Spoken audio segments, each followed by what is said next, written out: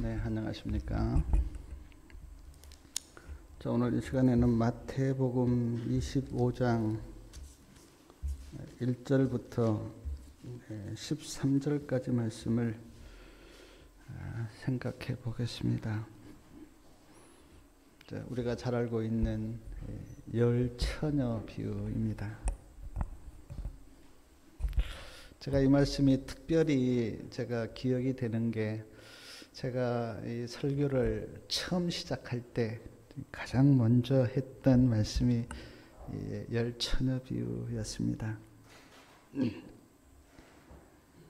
열 처녀 비유는 예수님께서 제자들을 데리고 감람산에 밤에 가셨는데, 감람산 위에서 보시니까 이스라엘 백성들의 결혼식이 행해지고 있었어요.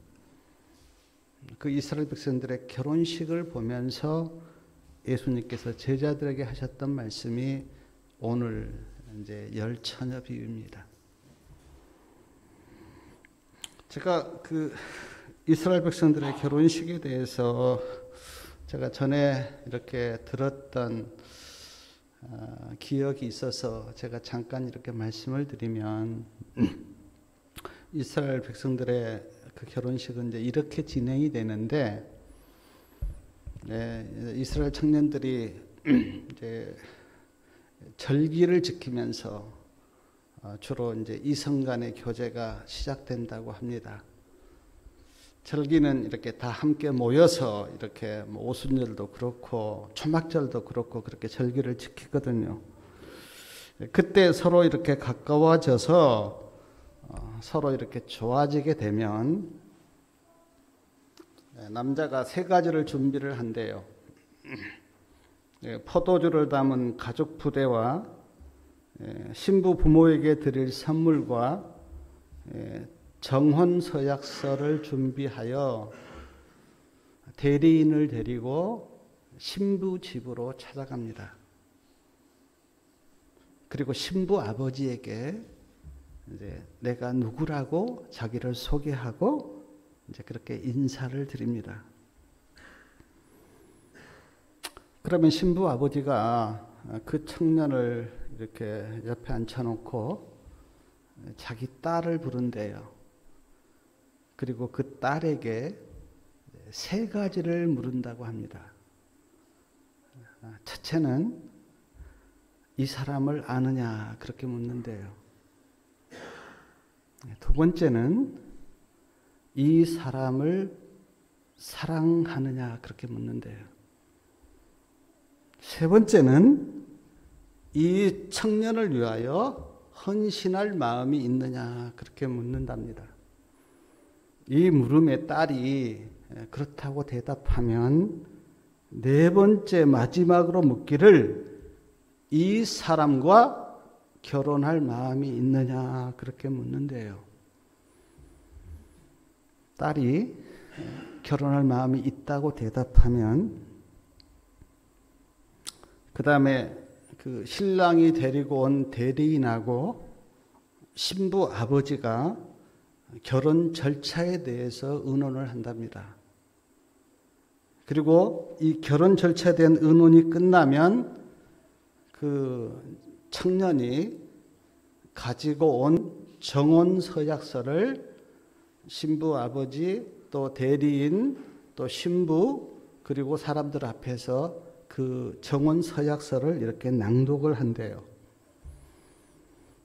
그리고 정혼 서약서 낭독이 끝나면 그 아까 포도주를 가져온 그 포도주를 컵에 이렇게 붓고 신랑이 반컵 마시고 신부가 반컵 마시고 몇 방울을 정혼 서약서에 이렇게 떨어뜨린대요.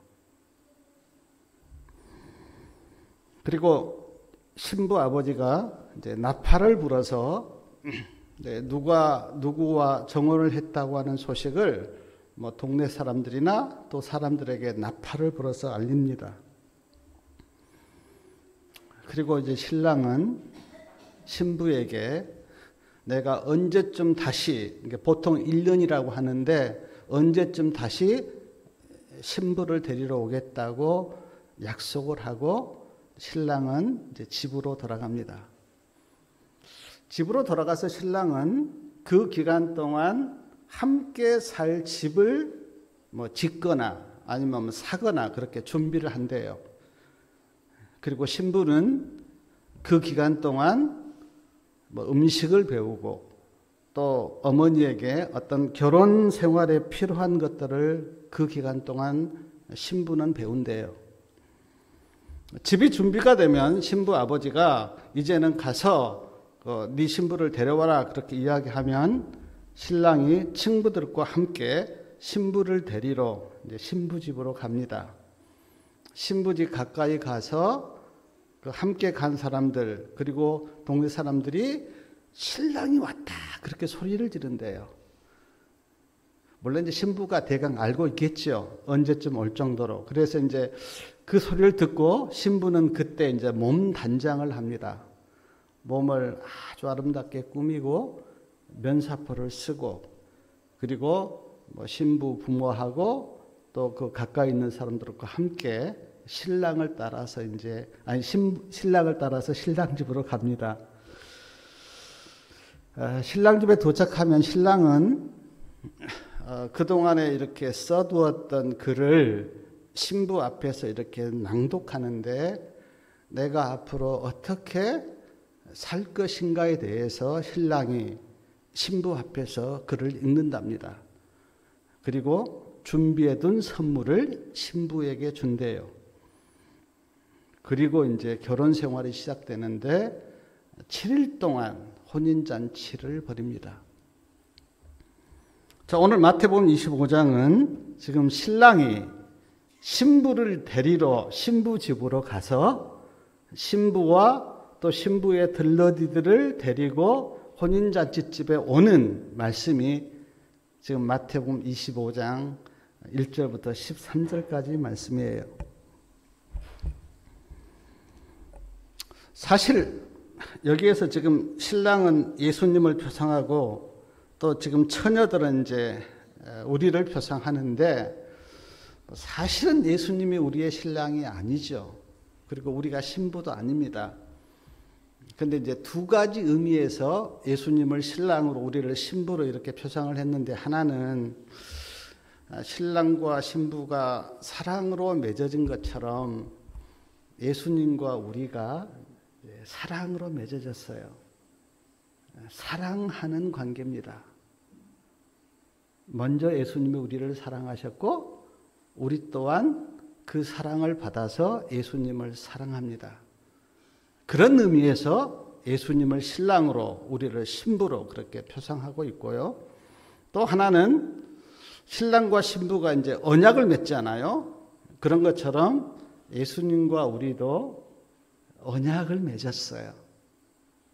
언약 관계에 있습니다. 그래서 예수님을 신랑으로 우리를 신부로 그렇게 표상합니다.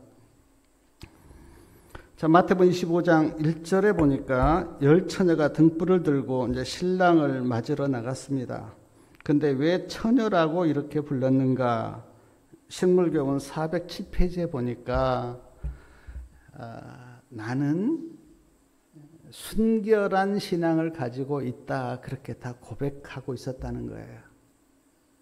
사실은 5처녀는 순결한 신앙을 가지고 있었지만 5처녀는 그렇지 못했는데 그들 다 생각하기를 나는 순결한 신앙을 가지고 있다라고 스스로 공언하기 때문에 처녀라 그렇게 불렀다고 증언에는 말씀합니다.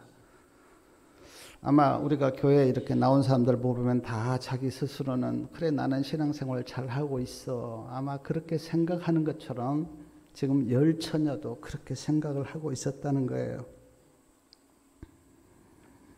근데 2절에 보니까 그 중에 5은 미련하고 5은 슬기 있는 자라 그렇게 말씀하고 있는데 10처녀 중에 5은 미련하고 여기서 미련하다는 말은 신앙을 똑바로 못한다 이런 의미죠. 그리고 5은 이제 슬기 있다 그렇게 했는데 그 이유가 3절하고 4절에 나오는데 그 3절 4절을 우리 좀 다 같이 한번 읽어보겠습니다. 미련한 자들은 등을 가지되 기름을 가지지 아니하고 슬기 있는 자는 그릇에 기름을 담아 등과 함께 가져갔더니 한 부류는 기름이 있는데 한 부류는 기름이 없어요. 그걸 가지고 슬기 있는 자와 미련한 자를 이렇게 나눈 겁니다.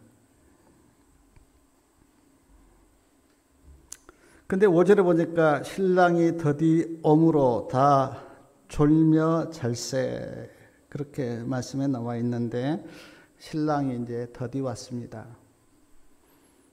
보통적으로는 초저녁에 이스라엘 백성들은 하루가 이제 저녁부터 시작하잖아요. 그런데 초저녁에 신랑이 오는 게 보통적인데 오늘 말씀에 보면 예상했던 시간에 신랑이 오지 않았어요. 예상한 시간에 오지 않았습니다. 더디 왔어요. 제가 그 한국 기독교 역사를 이렇게 보니까 뭐 외국에서도 그런 일이 있고 우리나라에서도 이제 예수님이 언제 오신다 그렇게 예상했던 그런 사람들이 있었잖아요. 뭐 다미선교회 1992년에 예수님이 오신다고 그들이 다 흰옷을 입고 예수님을 기다렸어요. 근데 예수님이 오시지 않았습니다. 견고한 토대, 저도 이 잡지를 본 적이 있는데 견고한 토대 사람들도 한 2번 정도 날짜를 잡았어요. 예수님이 언제 오신다. 특별히 그 AD 2000년 그때는 아주 그들이 믿었습니다. 지구가 6000년 역사로 끝나기 때문에 2000년 12월 말일에 예수님이 오신다 그렇게 믿고 그들이 준비를 했는데 예수님 오시지 않았어요. 박명호 씨 여러 번 날짜를 잡았습니다. 예수님이 언제 오신다 언제 오신다. 근데 예수님 오시지 않았어요. 꿈과 계시를 믿은 사람들도 여러 번 예수님이 언제 오신다고 날짜를 잡았는데 오시지 않았습니다. 우리가 성경에 보면 예수님이 오시는 그 날은 하나님 아버지만 안다 그렇게 말씀하고 성경에 있습니다.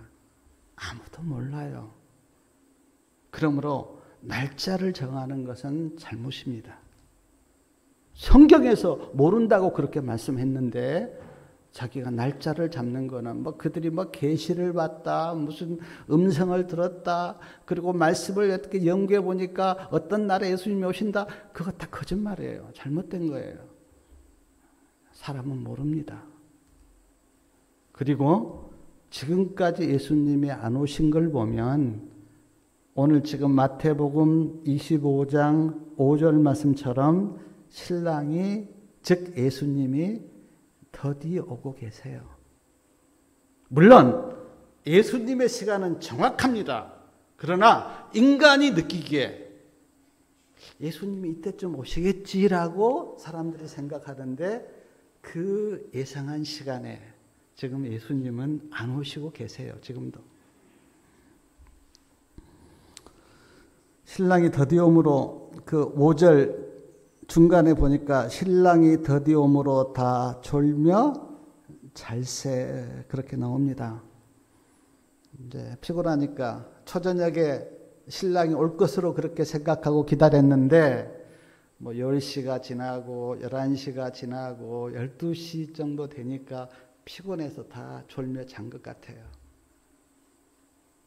근데 마태복음 24장 37절부터 39절에 보니까 예수님께서 이런 말씀 하셨습니다.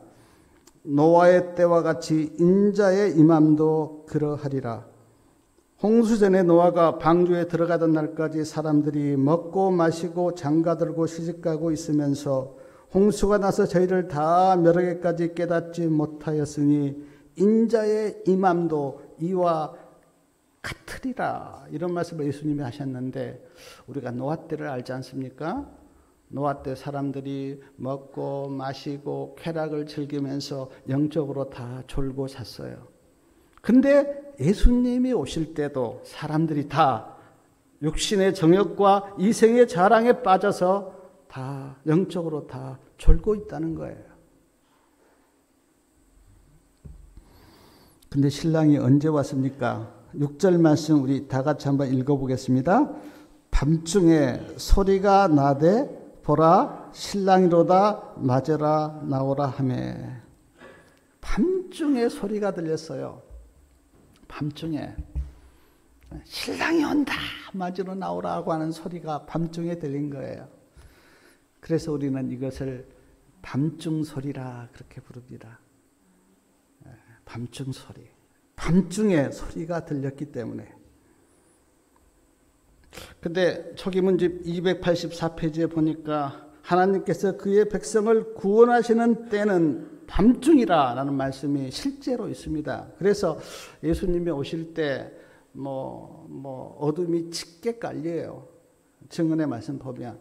그리고 어둠이 깔린 상태에서 예수님께서 영광의 빛으로 그렇게 천사들과 함께 오시거든요. 실제적으로 밤중이라는 말씀도 있고 또 영적으로도 그때는 밤중이라고 하는 것을 우리가 알게 됩니다. 아까 노아 때 말씀드렸잖아요.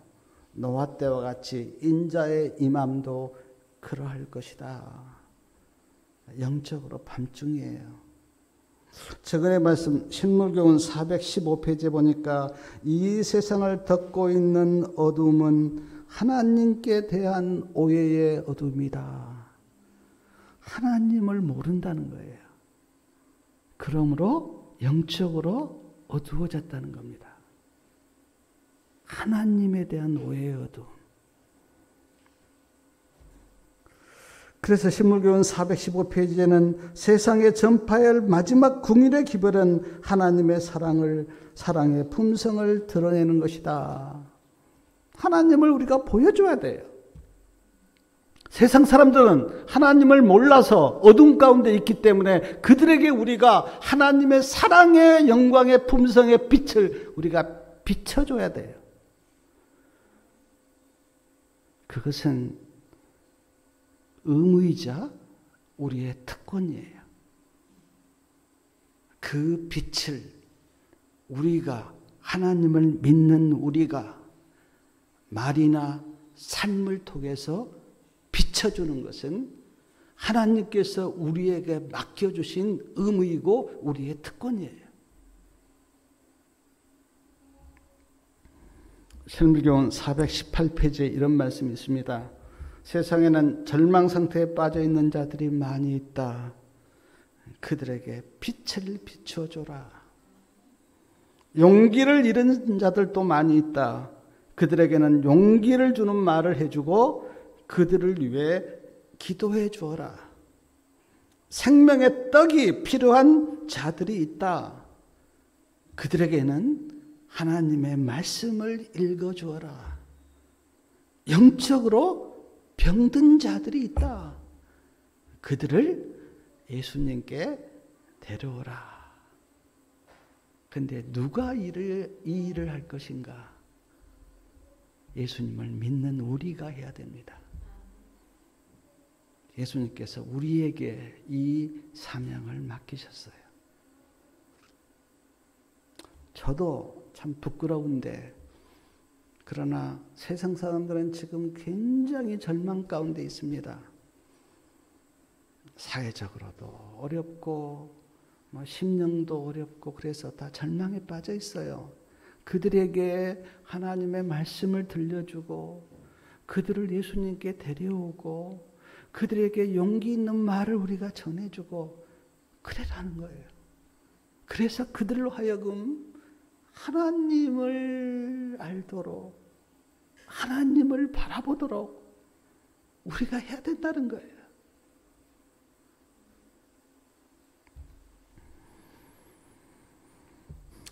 신랑이 밤중에 온다고 하는 소식을 듣고 10처녀가 등을 챙겼는데 8절 말씀 우리 같이 한번 읽겠습니다. 7절하고 8절이요. 이에 그 처녀들이 다 일어나 등을 준비할세 미련한 자들이 슬기 있는 자들에게 이르되 우리의 등불이 꺼져가니 너희 기름을 좀 나누어 달라 하거든. 9절이요. 슬기 있는 자들이 대답하여 가로되 우리와 너희의 쓰기에 다 부족할까 하노니 차라리 파는 자들에게 가서 사라. 너희 쓸 것을 사라 하니. 자, 신랑이 온다고 하는 소식을 밤중에 들었어요. 그리고 졸고 자고 있던 10처녀가 깼습니다. 그런데 슬기 있는 5처녀의 등에는 기름이 있어서 등불이 타고 있었어요. 근데 미련한 5처녀의 등에는 기름이 떨어져서 등불이 꺼져가고 있었어요. 그러니까 등불이 꺼져간 5처녀가 기름이 있는 5처녀에게 가서 기름을 좀 달라 그렇게 이야기했어요. 근데 뭐라고 대답했습니까? 나눠 쓰기에는 부족하니까 파는 사람들에게 가서 기름을 사라 그렇게 대답한 거예요. 기름을 나눠주지 않았어요.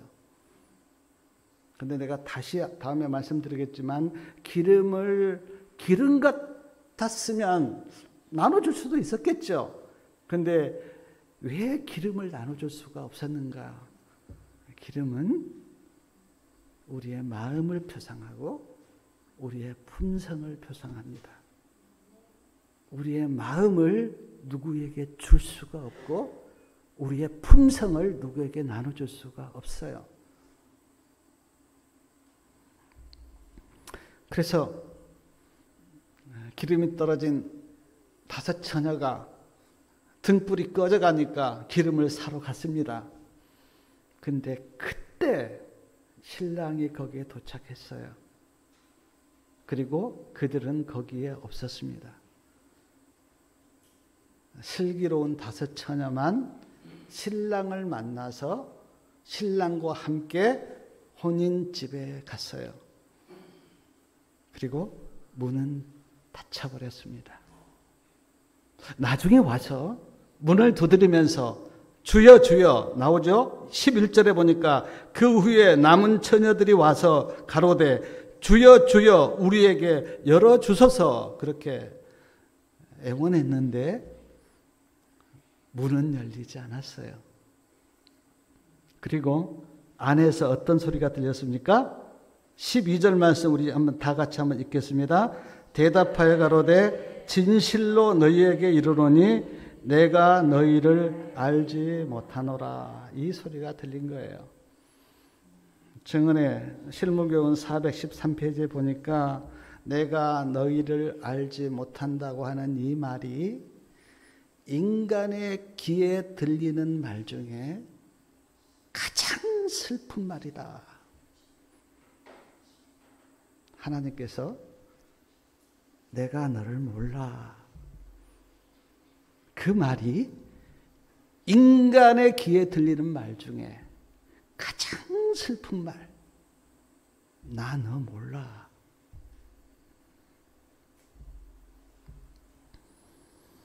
사랑 여러분, 이 슬픈 말을 우리는 듣지 않기를 바랍니다. 자, 여기까지가 이제 오늘 말씀인데, 자, 오늘 말씀을 우리가 통해서 몇 가지 영적 교훈을 좀 생각해 보면, 10처녀가 다 지금 신랑을 기다리고 있습니다. 그리고 10처녀가 다 등을 들고 있어요. 10처녀가 다 졸려 잤습니다. 여기까지는 10처녀가 다 같아요. 근데 한 가지 다른 점이 있는데, 슬기로운 5처녀는 기름이 있는데 미련한 5처녀는 기름이 없어요. 근데 이 기름이 무엇을 표상하는가? 이게 가장 중요합니다. 실문교훈 407페이지에 보니까 이 기름이 성령을 표상한다. 그렇게 말씀합니다. 기름은 성령을 표상해요. 그러므로 10처녀 중에 5처녀는 성령이 있었는데 다섯 처녀는 성령이 없습니다. 성령이 없다고 하는 그 의미는 예수님이 그들에게 안 계셨다고 하는 의미와도 같습니다. 교회는 나왔어요. 즉 성경은 가지고 있습니다. 예수님의 재림을 기다리고 있어요. 근데 그들에게 성령이 없습니다. 다시 말하면 예수님이 안 계셔요. 그러므로 그들은 하늘에서 베풀어지는 혼인 예식에 참석하지 못한 거예요. 또 하나 이제 기름이 성령을 표상하는데 여기 지금 기름이 없다고 하는 의미는 갈라디아서 5장 22절과 23절에 보면 성령의 9가지 열매가 나와요. 성령의 9가지 열매를 우리는 많이 들었습니다. 사랑, 희락, 화평, 오래 참음, 자비, 양선, 충선, 온유, 절제. 9가지가 성령의 열매예요. 기름이 없다고 하는 그 의미는 이 성령의 열매가 없다는 의미와도 같습니다. 자, 성령의 열매가 없다고 하는 그 의미는 예수님을 믿고 교회는 나왔는데 마음, 즉 품성이 전혀 바뀌지 않았다고 하는 의미도 돼요. 마음이 교회는 나왔는데 예수님을 믿기 전과 마음이 바뀌지 않고 똑같은 상태. 그것이 지금 기름이 없는 미련한 다섯 처녀의 상태예요. 기름이 있다고 하는 것은 성령이 있다는 것이고 성령이 있다고 하는 것은 성령의 열매가 있다는 것이고 성령의 열매가 있다고 하는 건 그 사람의 마음이 예수님을 믿고 변화받았다고 하는 그런 증거예요. 반대로 기름이 없다고 하는 것은 성령의 열매가 없다는 것이고 성령의 열매가 없다고 하는 것은 그 사람이 예수님을 믿는다고 하지만 마음이 변화되지 않았다고 하는 증거예요.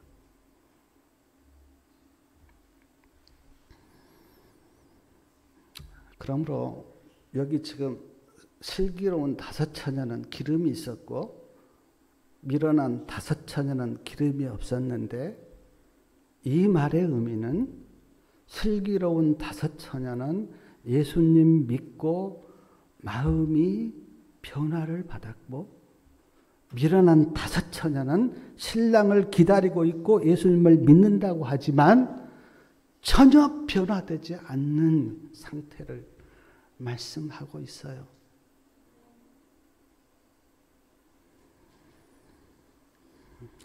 사랑하는 여러분, 우리가 예수님의 재림을 기다리고 있는데 오늘 우리는 어떻습니까?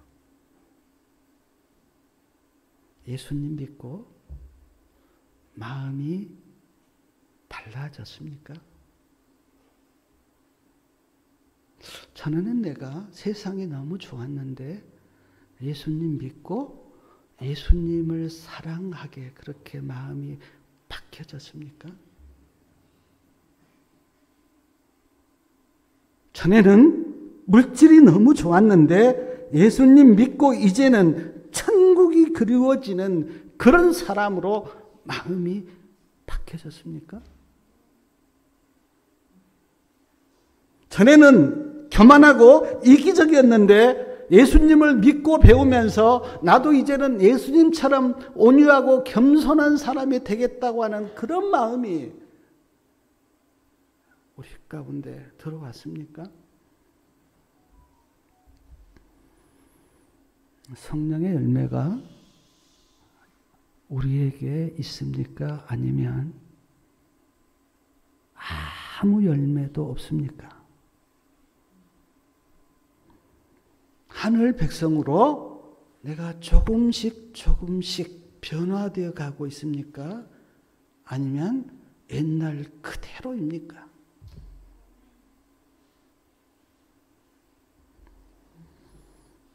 저는 신앙을 하면서 두 사람을 봅니다.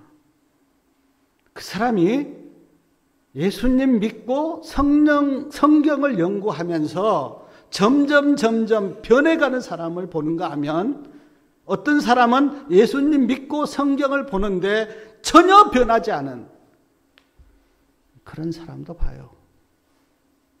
이 두 부류의 사람이 오늘 지금 마태복음 25장에 나온 슬기로운 다섯 처녀와 미련한 다섯 처녀의 표상이에요.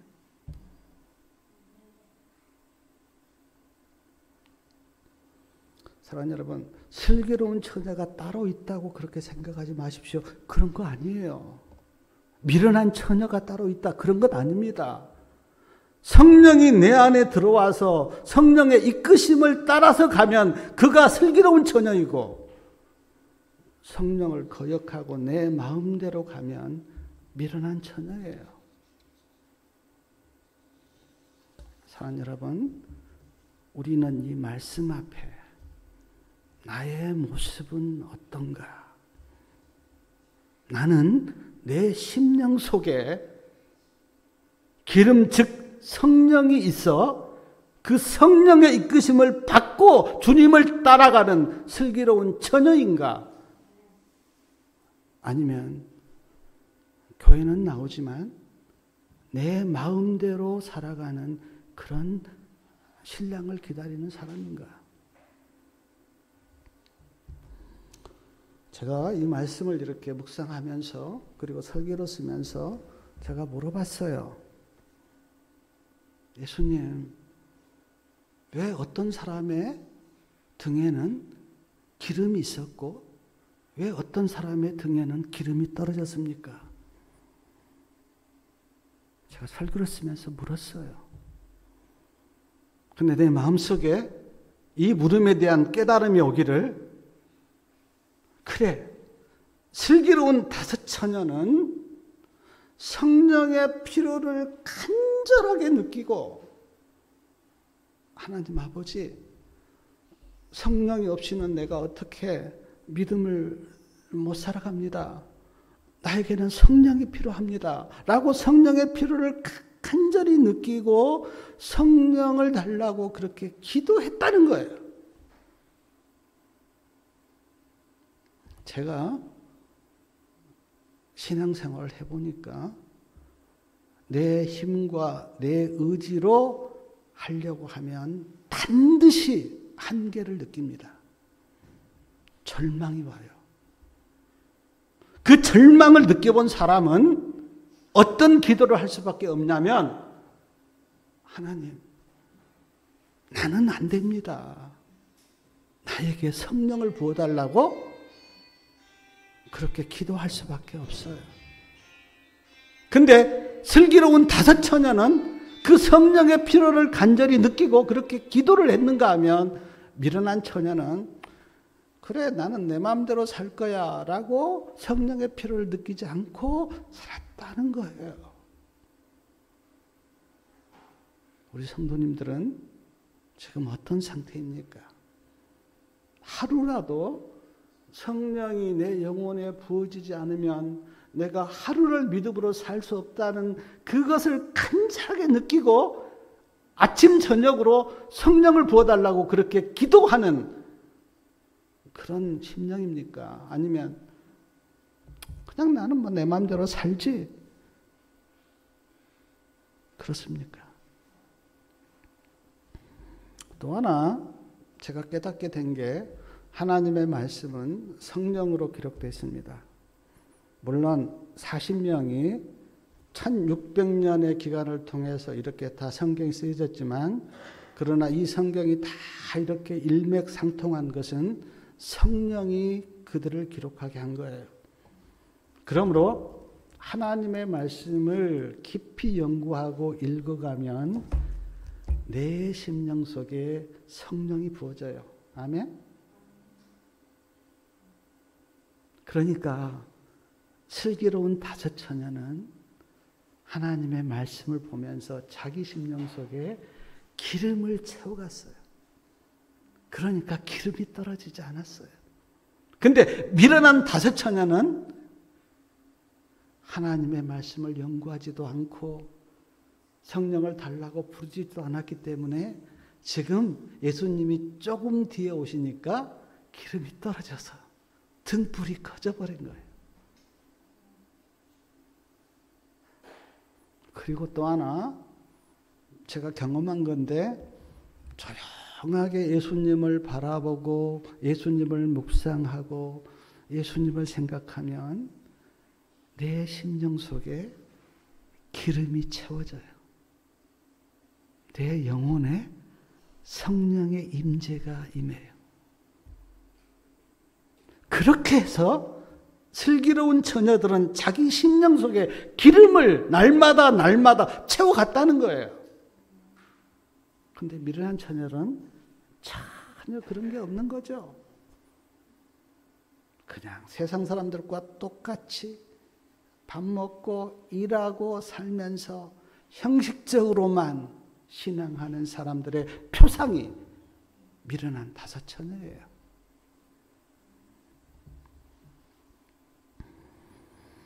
사랑하는 성도님들이시여,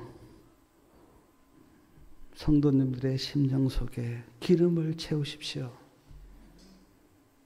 날마다 기도와 말씀을 통해서 기름을 채우십시오. 그것이 예수님을 만나는 슬기로운 처녀들의 길이고, 내 심령이 메마르고 하나님의 임재가 없는데도 기름을 채우지 않고 살고 있다면 미련한 다섯 처녀의 길을 따라가는 거예요. 조용히 골방에서 주님께 부르짖으십시오. 말씀을 깊이 연구하면서 말씀 속에서 하나님의 임재와 사랑과 의를 경험하십시오. 기름이 내 영혼에 채워져요. 그때. 근데 이런 게 없으면 사람의 영혼이 메마르고 심령이 메말라요. 그래서 아무 어떤 느낌이 없습니다. 저는 제가 이 설교를 쓰면서 제가 참 은혜를 많이 느끼는 게 너무너무 마음이 기쁜 거예요. 변한 건 없어요. 근데 그 마음의 감사와 기쁨이 너무너무 넘쳐서 하나님을 찬양하게 되고, 근데 내가 고백할 수 있는 게 내 심령 속에 하나님의 기름이 부어진 거예요. 성도님들도 그렇게 되기를 바랍니다.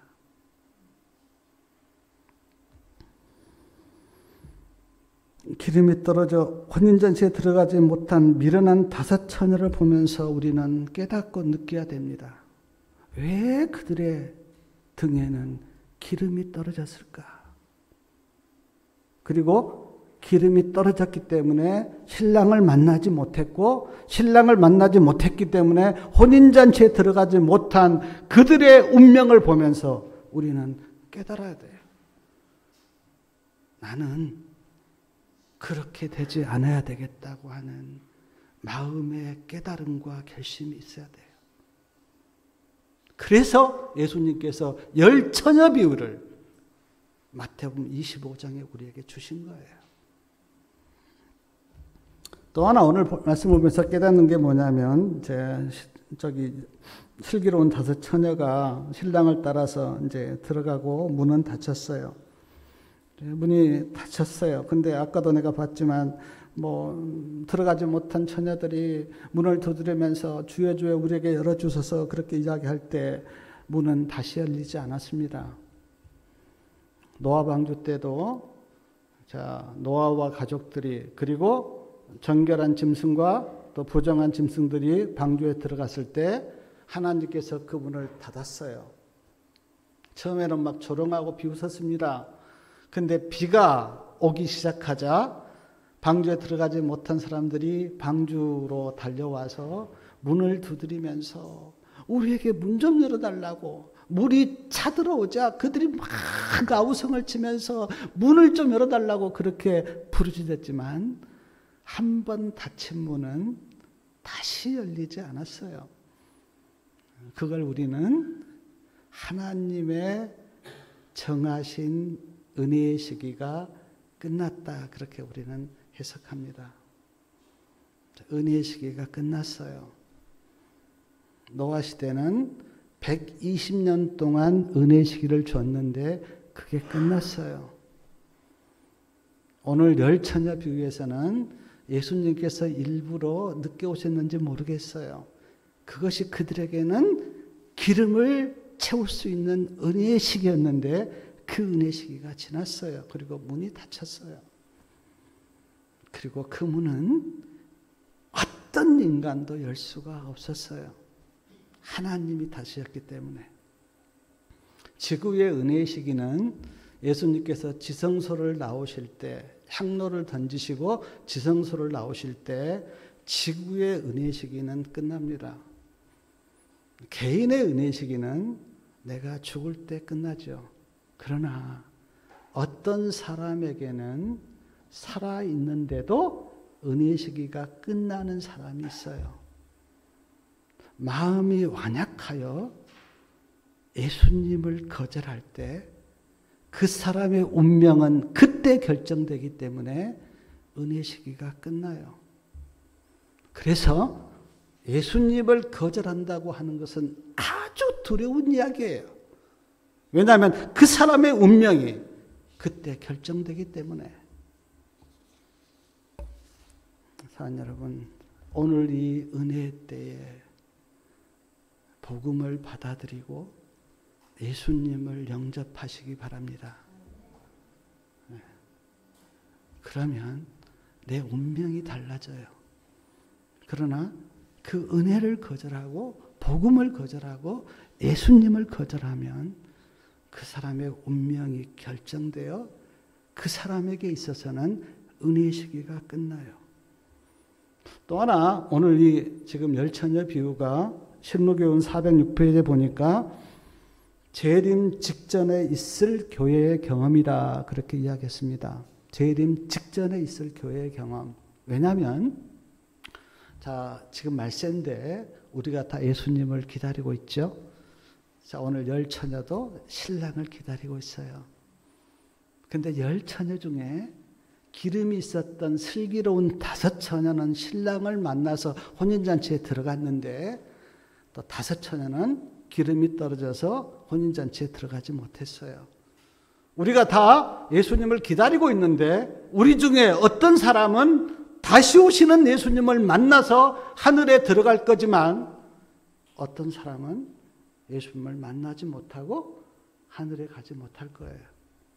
그 경험이 똑같기 때문에 오늘 이 말씀이 예수님이 오시기 직전 재림을 기다리는 교회의 경험이다, 그렇게 말씀했어요. 얼마나 이 말씀이 우리에게 중요하고 심각한 말씀입니까? 마태복음 25장 13절 마지막 절에 우리 다 같이 한번 읽어보겠습니다. 이렇게 말씀은 끝납니다. 그런즉 깨어있으라, 너희는 그날과 그 시를 알지 못하느니라. 자, 예수님이 언제 올지 모릅니다. 그러므로 항상 깨어 계셔야 돼요. 예수님이 언제 올지 모르니까 그래 나는 몰라, 그렇게 해서 세상을 따라 살 것이 아니라 예수님이 언제 오실지 모르기 때문에 우리는 항상 깨어 있어야 돼요. 깨어 있다는 의미를 율란 밀러가 이렇게 대답했는데, 제가 그 말씀 드리면, 율란 밀러가 다니엘 8장 14절 2300절을 연구해서 1844년 10월 22일 날 예수님이 오신다 그렇게 믿고 예수님을 기다렸어요. 그런데 그때 예수님 오시지 않았습니다. 많은 사람들이 실망해서 율란 밀러를 찾아와서 이렇게 물었습니다. 아니, 예수님이 오시지 않았는데 그렇다면 예수님이 언제 오십니까? 라고 물었을 때 율람벨러가 대답하기를 나는 예수님이 오늘 오신다는 마음으로 살겠습니다. 사랑하는 여러분, 언젠가 예수님은 오늘 오세요. 그게 뭐 1년 뒤에 오늘일지 2년 뒤에 오늘일지 10년 뒤에 오늘일지 저는 모릅니다. 근데 오늘 오세요. 예수님이. 언젠가 그 오늘이라는 그날에 내가 깨어있지 못하면 예수님 만나지 못합니다. 그래서 우리는 예수님이 오늘 오신다는 마음으로 그렇게 살아야 돼요. 뭐 하던 일을 하지 말라는 의미 아닙니다. 뭐 세상 일 하지 말라는 의미 아니에요. 주어진 일을 성실하게 하되 우리의 마음만은 그래 예수님이 오늘 오신다는 그런 마음으로 살아야 돼요. 그러면 우리가 깨어있게 될 거예요. 마이클 몰턴 사람 이야기를 내가 드리고 말씀을 마치겠는데 이 마이클 몰턴이라는 사람이요. 오래전 이야기죠. 그때는 뭐 이렇게 수사 기법이 발달되지 못해서 아내를 죽였다고 하는 죄목으로 감옥에 들어갔어요. 그리고 감옥에서 오랫동안 살았습니다. 근데 그 다음에 이제 유전자 DNA 검사가 이렇게 개발되고 DNA 검사를 통해서 진짜 범인이 잡혔어요. 그리고 그 사람이 이제 풀려났습니다. 기자들이 와서 물었어요. 아니 억울하게 감옥살이를 했는데 마음이 억울하지 않습니까? 그렇게 물었을 때 마이클 몰턴이 이렇게 대답했어요. 나는 억울하지 않습니다. 왜냐하면 감옥에서 예수님을 만났고 지금 예수님과 너무나 깊은 사랑을 나누고 있기 때문에 내 마음속에는 온통 예수님으로 가득 차 있습니다. 나는 억울하지 않습니다. 그렇게 마이클 몰턴이 대답했어요. 제가 그 이야기가 생각이 나면서 이 사람이야말로 진짜 신랑을 사랑하고 신랑과 사랑을 나누고 있는 주님의 신부, 처녀가 아닌가. 우리 사랑하는 성도님들은 지금 예수님과 얼마나 뜨거운 사랑을 나누고 있습니까? 사랑이 식어졌다면 우리는 신부가 아닌 건지 몰라요. 신부는 신랑 되신 예수님과 깊은 사랑을 나누고 그 사랑이 나를 움직이고 그 사랑에 젖어 살 때 신부의 행복은 거기에 있어요. 사랑을 느끼지 못한다면 내가 아무리 신부라고 이야기해도 신부의 심령은 사랑을 느끼지 못하면 아무 의미가 없습니다. 예수님과 사랑을 나누면서 그 사랑을 느낄 때 그때 신부의 기쁨과 감격은 있습니다. 열 처녀 비유를 기억하시고 우리 심령 속에 기름을 날마다 채워서 다시 오시는 예수님을 만나 하늘 잔치에 다 들어가는 우리 모두가 되시기를 기도하면서 말씀을 마치겠습니다. 하늘에 계신 아버지, 우리를 사랑하셔서 예수님이 이 땅에 오시고 우리의 죄값을 지시고 십자가에 돌아가신 그 은혜와 사랑에 감사합니다. 우리는 소망 없는 죄인이었지만 주님께서 우리에게 소망을 주시고 우리를 구원해 주신 그 놀라운 복음의 은혜를 감사드립니다. 우리가 다 예수님을 기다리고 있습니다. 다시 오시는 그 예수님을 만나도록 주님 도와주시고 무엇보다도 우리의 영혼과 우리의 심령 속에 성령의 기름이 채워지도록 주님 은혜 베풀어 주시옵소서. 우리가 인간의 생각과 인간의 힘으로는 주님을 맞이할 수가 없습니다. 주님을 마음에 모시고 성령의 이끄심을 따라서 살도록 도와주시옵소서. 그래서 우리가 다 주님 오시는 그날에 예수님을 만나 하늘에서 베풀어지는 그 혼인잔치에 우리가 참여하도록 주님 은혜 베풀어 주시옵소서. 특별히 이 시간 간절히 기도하기는 우리 장경식 집사님 불쌍히 여겨 주시고 주님의 치료의 손길로 어루만지셔서 주님의 살아계심과 주님의 능력을 경험하는 귀한 기회가 되도록 주님 은혜 베풀어 주시옵소서. 장집사님을 치료하여 주시옵소서. 장집사님을 치료하여 주시옵소서. 장집사님을 치료하여 주시옵소서. 우리의 기도를 주님 들어주시옵소서. 한 주일 동안 살 때 우리 주님과 늘 교제하고 주님이 주시는 그 말씀을 내가 진심으로 믿고 받아들임으로 우리의 심령속이 늘 기름으로 충만하게 채워지기를 예수 그리스도의 이름으로 간절히 기도 올리옵나이다. 아멘.